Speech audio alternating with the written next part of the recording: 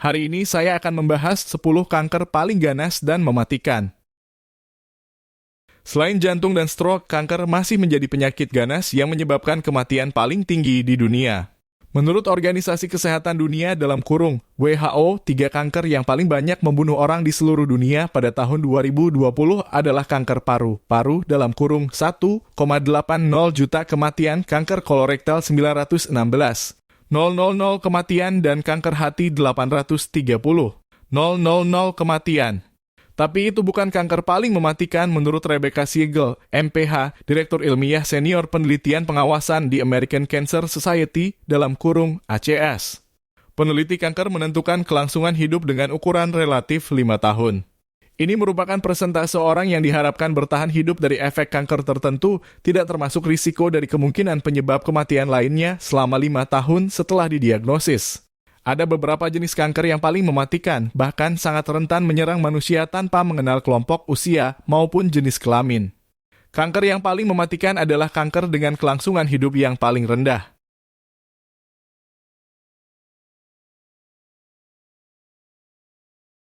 Hingga kini belum ada satu obat yang terbukti medis dan efektif bisa menyembuhkan kanker.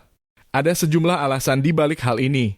Alasan pertama mengutip Life Science adalah karena kanker bukan penyakit tunggal yang bisa diberantas dengan satu obat. Faktanya ada ratusan jenis kanker.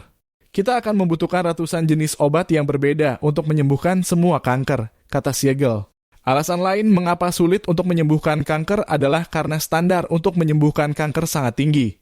Kanker dinyatakan sembuh jika tidak ada lagi jejaknya di dalam tubuh dan tidak akan pernah kembali atau tidak diharapkan untuk kembali.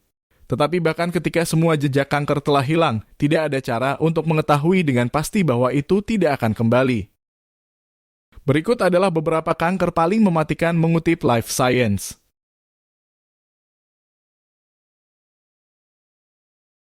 Kanker pankreas dimulai di jaringan pankreas yang membantu pencernaan.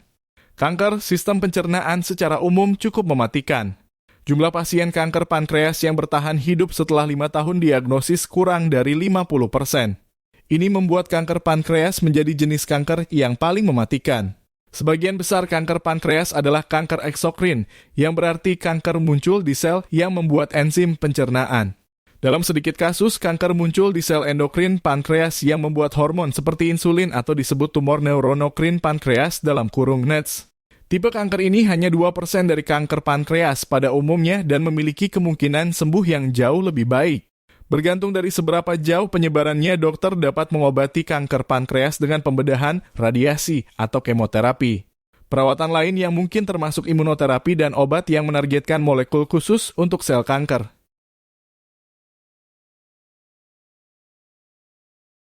Mesotelium adalah lapisan sel yang melapisi rongga tubuh tertentu dan mengelilingi organ dalam. Mesotelioma merupakan kanker sel-sel ini. 3 dari 4 mesotelioma berkembang di mesotelium yang mengelilingi paru-paru atau pleura. Jenis kanker ini disebut mesotelioma pleura. Adapun jenis mesotelioma paling umum terbentuk di peritoneum, jaringan yang melapisi perut dan mengelilingi banyak organ perut seperti perut dan hati. Jenis kanker ini disebut peritoneal mesotelioma. Mesotelioma jarang terjadi di jaringan yang mengelilingi jantung dan testis. Paparan terhadap asbes menurut Badan Perlindungan Lingkungan AS adalah penyebab utama mesotelioma pleura ganas. Adapun perawatannya bergantung pada seberapa jauh perkembangannya, termasuk pembedahan, kemoterapi, radioterapi, terapi khusus, dan imunoterapi. Kerongkongan mempunyai fungsi mengangkut makanan dari tenggorokan ke perut. Faktor risiko kanker kerongkongan meliputi usia, merokok, minum alkohol, hingga riwayat penyakit lambung. Perawatannya bergantung pada seberapa jauh kanker telah berkembang, seperti pembedahan, kemoterapi, radiasi, imunoterapi, atau terapi yang menargetkan kondisi tertentu.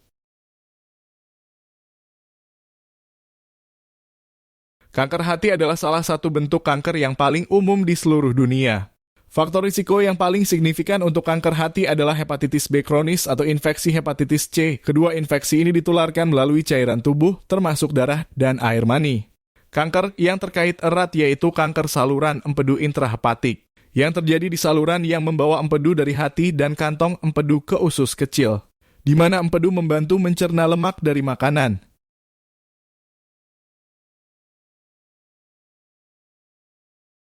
Kanker paru-paru dan bronkial membunuh paling banyak orang di seluruh dunia. Merokok dan penggunaan produk tembakau adalah penyebab utamanya. Ada dua jenis utama kanker paru-paru non-sel kecil yang paling umum dan kanker paru-paru sel kecil yang menyebar lebih cepat. Hal terbaik yang dapat dilakukan pasien perokok untuk mempersiapkan pengobatan adalah berhenti merokok. Pengobatan untuk kanker paru-paru termasuk pembedahan, kemoterapi, radiasi, imunoterapi, dan terapi lainnya.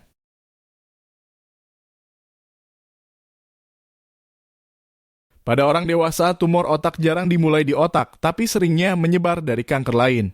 Kanker otak umumnya disebabkan oleh kanker yang berasal dari tempat lain di tubuh.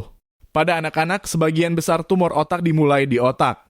Satu-satunya faktor risiko tumor otak adalah riwayat keluarga dan paparan radiasi di kepala. Paparan radiasi biasanya terjadi selama pengobatan untuk beberapa kanker lainnya. Pengobatan untuk tumor otak tergantung pada jenis tumor dan seberapa besar kanker telah tumbuh pada saat didiagnosis.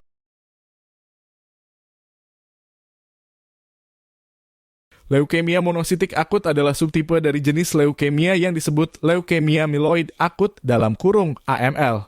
Kanker ini berkembang dalam sel prekursor darah yang sedang dalam perjalanan untuk menjadi sel sistem kekebalan yang disebut monosit.